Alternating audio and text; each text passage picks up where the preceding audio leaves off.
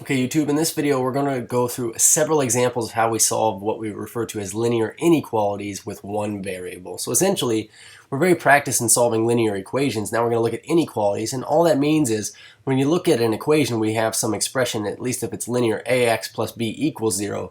A linear inequality in x can be written in any of these following forms you see here, but you'll notice that the main comparison here is not an equal sign. It could be a less than or equal to, greater than or equal to.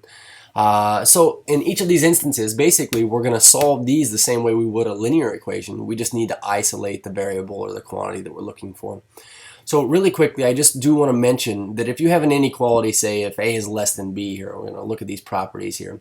It says then if I were to add some constant c to both sides, or subtract some constant c to both sides, what you do is you have the same kind of relationship between those two things. That is, you would still compare in the same way. So if a was less than b before and you added 2 to both sides, the left side is still less than the right side.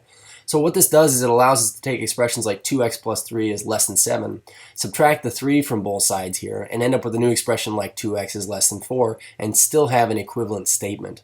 Likewise, if I wanted to solve this here, we would divide both sides by 2, and this is precisely what this property says. It says positive multiplication property of inequality.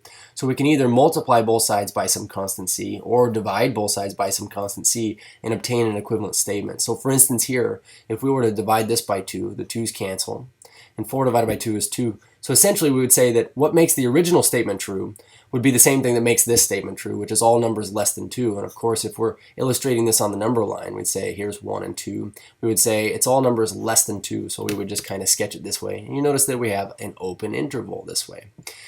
So the last thing I want to mention here is this. Recall that, or maybe learn that, if you multiply or divide both sides of an inequality by a negative, that is, some c is some negative number, and we multiply both sides by it or divide both sides by it, you must switch the inequality sign. That is, if I had negative 4x is less than 20 is what this says right here, and we divide both sides by this negative 4.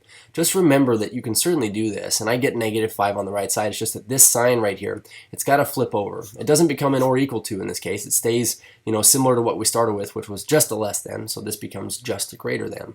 So knowing these properties, what that's going to do is allow us to solve these inequalities here. So we want to solve these, graph the solution on a number line, and express their solutions in set notation. So here we go. Let's take a look at this first one. I would say let's start by getting rid of this 2 here. So we'll subtract 2 from both sides. That was one of our properties. We're left with negative 3x is less than or equal to 3. And so now we're dividing by a negative 3, and using that knowledge that we just shared here, I know that I get a negative 1 on the right and x is by itself on the left, but I need to switch this over. So in terms of graphing our solution here, we're just going to say that we don't have to put in a lot of numbers. If only the number I need here is negative 1, I'll go to negative 1, and we say that we want all numbers greater than or equal to this. So because it can include negative 1, we're going to put a bracket here because it is inclusive, and we'll just highlight all numbers that are greater than or equal to negative 1. And in set notation, we would just say negative 1 out to infinity, where we're not going to include infinity. So these two things are the same thing. So now looking at checkpoint 4 here, same story, but you'll notice that we have just a little bit more complex of a statement here. So we're going to start by getting all of our x's on one side. I'm going to start by subtracting 3x's from both sides. Solve this just like an equation. So we have 1 is greater than now 4x's minus 15 constants. We'll proceed by adding 15 to both sides. We'll use that addition property.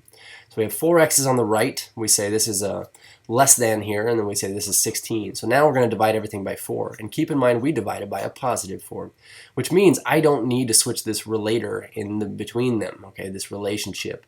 We say all numbers less than 4 if you want to. And I get people do this all the time. We say x is less than 4. These two statements mean the same thing. So when you look at it this way, we say, well, graphing this, first of all, we need to go out to 4. We say 1, 2, 3, 4, 5. Here's 5. We'll say less than 4. So we're not going to include 4. So we put a parenthesis, and we'll just highlight all numbers to the left of this. And because this is also our interval, we'd say starting way out on the left, we'll start at negative infinity and go up to a positive 4, but not including 4. That would be the set of answers to this original statement. So now, this last example here, you're going to see something that has rational expressions in it. And we will treat this the same way you would treat any other rational expression equation, which is we're going to find the least common denominator, and we'll multiply everybody by the least common denominator. So I notice that 2 is 2, 3 is 3. If I factor 6, it's a 2 times 3. I just am pointing this out because when we find the LCD, remember you list all the factors in the first denominator, which is 2, and then you just go right down the row to everybody else's denominators and fill anybody in on this list that's not currently on the list. So 3 is not on the list, so I'm going to add 3 in here. And then over here I have 2 and 3 are both on this list. So the LCD in this case is 6. So the way we would write this, we say 6 times everything on the left, which is x minus 4 over 2, is greater than or equal to 6 now times everything on the right, which is this x minus 2 over 3 plus 5 over 6. So we'll just go through and pick this apart. So I multiply my 6 times this fraction here. This is 6 over 1, so my 2 and my 6, they share a common factor of 2, which makes our 6 a 3, and then the 2 has to become a 1. So I get 3 times everything on top of this, times everything, x minus 4, is greater than or equal to, now we'll go through here. And we say now, distributing my 6 throughout this here, this 3 has to cancel with my 6, and the 6 would become a 2. So that 2 times x minus 2 is what we would have here, 2 times x minus 2. Now we need to go back and take this 6 times this here, and I notice that the 6's cancel straight up, and I get 1 times 5 this time. So we say plus 1 times 5, which is 5. So now to solve this, just like a normal equation, let's start by simplifying both sides. So we get 3x minus 12 is greater than or equal to 2x minus 4 plus 5. We'll glue these together, so we'd say 3x minus 12 is greater than or equal to 2x plus 1. I'm going to subtract 2x from both sides here to get all my x's isolated on one side. So we have 1x minus 12 constants is greater than or equal to a positive 1 here. And then we'll just add 12 to both sides. So if I'm adding 12 to both sides here, looks like we get x is greater than or equal to 13. I'll put a box around this. So we did want to graph this. So we're going to put this on the number line. And the nice thing about the number line is I can manipulate it however I want. So if I say this is 0, I can say 1, 2, 5, 1, 2, 3, 4, 10. Sorry about the uneven spacing.